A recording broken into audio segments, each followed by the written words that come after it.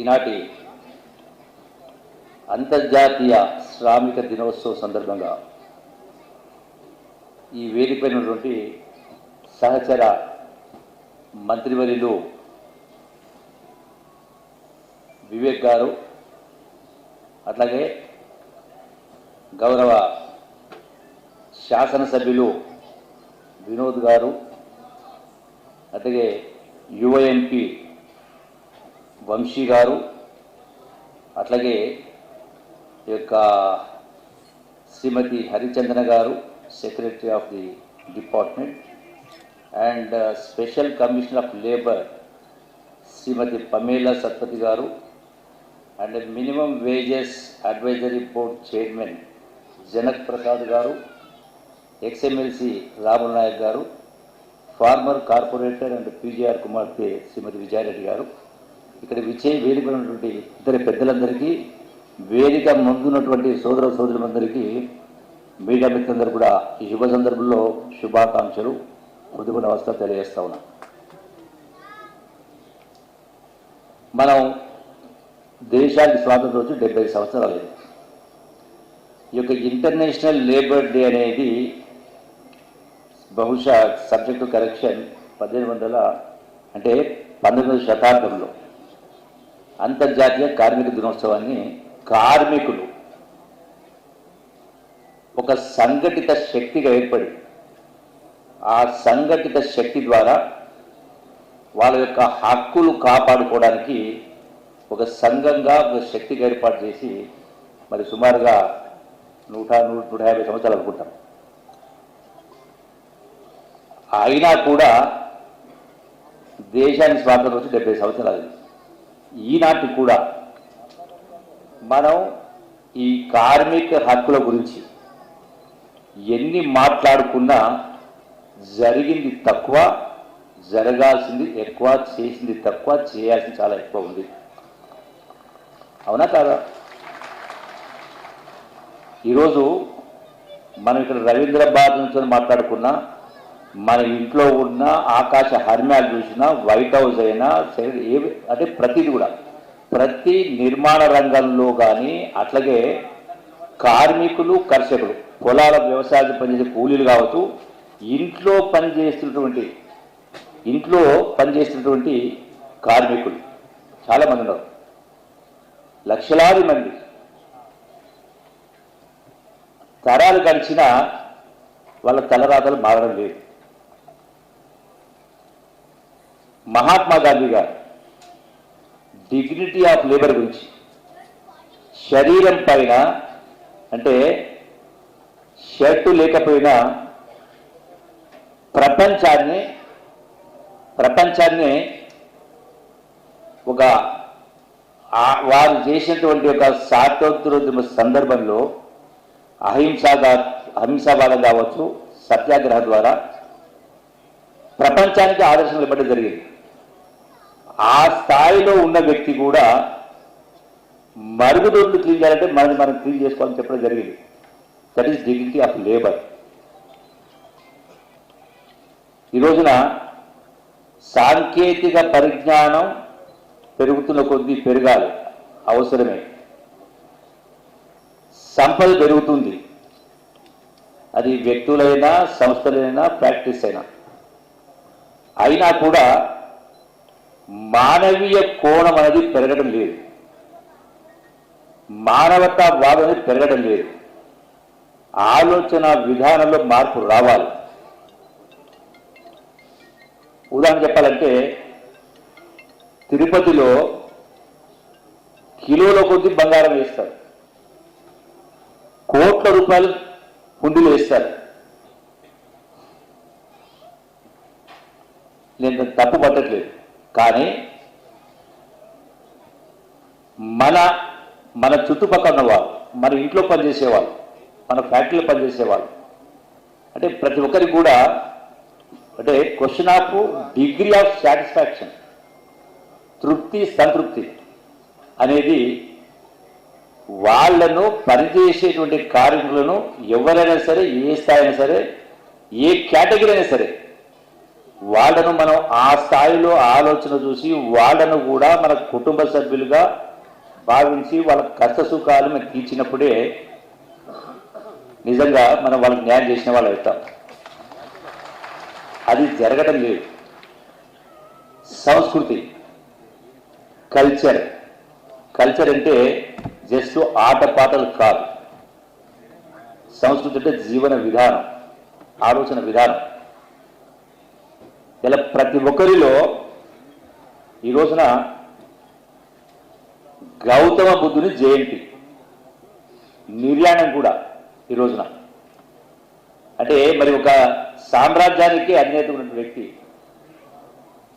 అంటే ఈ యొక్క సమాజంలో మార్పు రావాలి. వాట్ ఈజ్ లైఫ్, జీవితం అంటే ఏంటనే కింద మరి మన స్వయంగా మన గౌతమ బుద్ధుడే కాదు, మన మహాత్మా గాంధీని చూసినాం.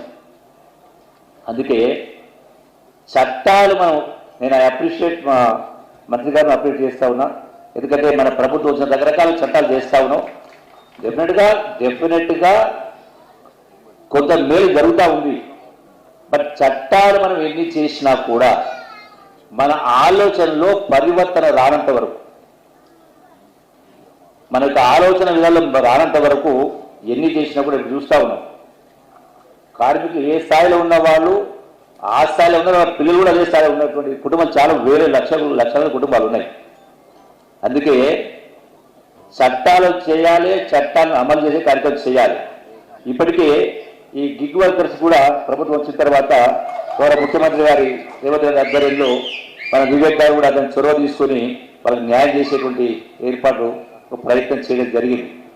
అట్లాగే నా విజ్ఞప్తి వివేక్ గారికి, I seen closely observe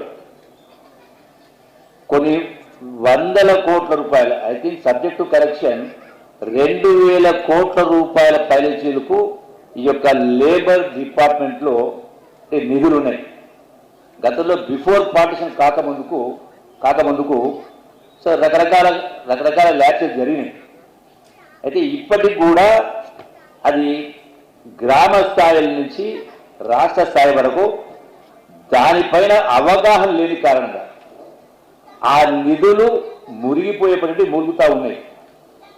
so నా రిక్వెస్ట్ ఏంటంటే స్పెషల్ ఫోకస్ పెట్టి ఉన్నటువంటి నిధులు ఏవైతే ఆ యొక్క లేబర్కి కావాల్సిన రకరకాల వెల్ఫేర్ యాక్టివిటీస్, హెల్త్ ఇష్యూస్ కాదు రకరకాల, సో వాటికి ఏ సంవత్సరానికి ఆల్రెడీ అయితే లెఫ్ట్ ఓవర్ బ్యాలెన్సెస్ ఉన్నాయో ఎవ్రీ ఫైనాన్షియల్ ఇయర్లో అది మొత్తం ఖర్చు అయ్యే విధంగా, సేమ్ టైం ఏ సంవత్సరానికి ఆ సంవత్సరం. రెండవది lot of leakages or pilferage, ఎవరైతే ఎంతెంత చెల్లించని వాళ్ళు చాలా ఉన్నారు. అంటే ఉక్కుపాదం మాదిరిగా మోపే కార్యక్రమం చేసి ఆ యొక్క కాంట్రిబ్యూషన్స్ అయితే చేంజ్ ఏర్పాటు చేసి వాటిని మనం వేలాది మందికి సహాయం చేసే అవకాశం ఉంది. కాబట్టి దానిపైన స్పెషల్ ఫోకస్ పెట్టాలని చెప్పని మా సహచర మంత్రి గారికి నేను విజ్ఞప్తి చేస్తూ, మరొకసారి ఈ యొక్క లేబర్ మన నిజంగా, ఎందుకంటే ఒకటే తెలంగాణ రాష్ట్ర ఉద్యమంలో కూడా వందలాది మంది బిడ్డలు ప్రాణత్యాగాలు చేసింది. మనలాగే వాళ్ళు కూడా బతికే వాళ్ళే. కానీ మా చావులతో తెలంగాణ రావాలి, వచ్చిన తెలంగాణ అన్ని వర్గాల ప్రజలకు మేలు జరగాలి, న్యాయం జరగాలి, తెలంగాణ రాష్ట్రం పరిడవిలను ఒక ఆశయంతో మళ్ళీ వాళ్ళకి ప్రాణాలు అర్పించారు. మనం చూసినాం గడిచిన 10 సంవత్సరాల కాలంలో గొప్ప మాటలు చెప్పుకున్నారు. బట్ ఏ పవిత్ర లక్ష్యంతో ఉద్యమం జరిగి ఆ ఉద్యమానికి సంబంధించి ఏ ఆశలతో వాళ్ళు చనిపోయారు, అన్ని వర్గాల ప్రజలు మేలు జరగాలి. అందులో కార్మికులు ఉన్నారు, కర్షకులు ఉన్నారు, రైతాంగం ఉన్నారు, మహిళలు అందరూ ఉన్నారు. అది నెరవేరాల్సిన అవసరం ఉంది. ఆ దిశగా అడుగులు పడాల్సిన అవసరం ఉంది. ఎందుకంటే సోనియా గాంధీ గారు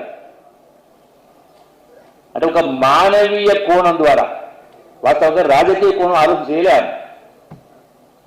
గతంలో బీజేపీ అధికారం ఉన్నప్పుడు తెలంగాణ రాష్ట్రం మిగతా 3 రాష్ట్రాలు ఇచ్చిన సందర్భంలో రాజకీయ కోణం కారణంగా 3 రాష్ట్రాల నుంచి తెలంగాణ ఇవ్వలేదు. రాజకీయంగా నష్టం జరుగుతుందనో లేకపోతే అధికారం పోతుందనో. కానీ సోనియా గాంధీ గారు ఈ వందలాది మంది బిడ్డల ప్రాణత్యాగాల వల్ల ఆ బిడ్డల తల్లుల కడుపు కోత ఎట్లుంటుందో తెలిసిన కనతల్లిగా సోనియా గాంధీ గారు పెద్ద మనసు చేసుకుని తెలంగాణ ఇస్తే అటు ఆంధ్రాలో ఇటు తెలంగాణలో రాష్ట్రానికి రాజకీయంగా నష్టం జరుగుతుందని తెలిసి కూడా 60 సంవత్సరాల కళ అని చెప్పి రెండు దశల్లో మొదటి దశ ఉద్యమం రెండో దశ ఉద్యమం పెద్ద మనసుతోటి తెలంగాణ రాష్ట్రం కూడా జరిగింది. అందుకే ఆ లక్ష్యం నెరవేరాలంటే అమరవీరుల ఆశ నెరవేరాలంటే మరి ఏ కార్మిక శక్తి సంఘటితమైందో ఆనాటి నుంచి ఈనాటి వరకు ఇంకా జరగాల్సింది చాలా ఉంది. కాబట్టి చట్టాల ద్వారా ఒకటి, రెండవది మనిషి ఆలోచన విధానంలో మార్పు రావాలి. పోయేటప్పుడు కట్టకపోయేది ఏమీ ఉండదు. మనతో పాటు ఉన్నటువంటి వాళ్ళు సంతృప్తిగా ఉంటే దాని ద్వారా మనకు సంతృప్తి వస్తుంది, ఒక సాటిస్ఫాక్షన్. దాన్ని మనం స్కేల్ పెట్టి కొలవలేము. అందుకని నా విజ్ఞప్తి స్పెషలీ అంటే రకరకాల పరిశ్రమలు ఉన్నాయి కాబట్టి సంస్కృతి, మన జీవన విధానం, ఆలోచన విధానం ఆ మానవీయ కోణంలో ఆలోచన చేసి కార్మికులకు కర్షకులకు అందరికీ కూడా ఆ దిశగా న్యాయం జరగాలని ఈ యొక్క ఇంటర్నేషనల్ డే సందర్భంగా, అంతర్జాతీయ కార్మిక దినోత్సవం సందర్భంగా నేను రాష్ట్రంలో ఉన్నటువంటి అన్ని వర్గాల ప్రజలకు కూడా సాంస్కృతిక శాఖ మంత్రిగా నేను విజ్ఞప్తి చేస్తా ఉన్నా.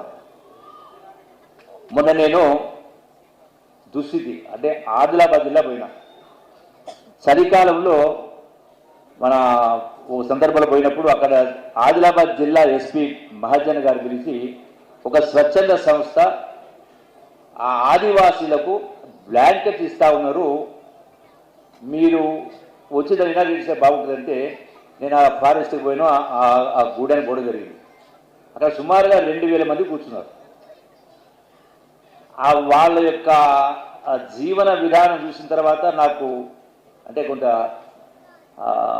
వాళ్ళ పరిస్థితి అంటే బీదరికం కావచ్చు, పేదరికం కావచ్చు, వాళ్ళ యొక్క ఆ దుస్థితి చూసినప్పుడు నాకు అనుమానం వచ్చి హైదరాబాద్ చూసిన వాళ్ళు ఒకసారి చేయొద్దండి అన్న.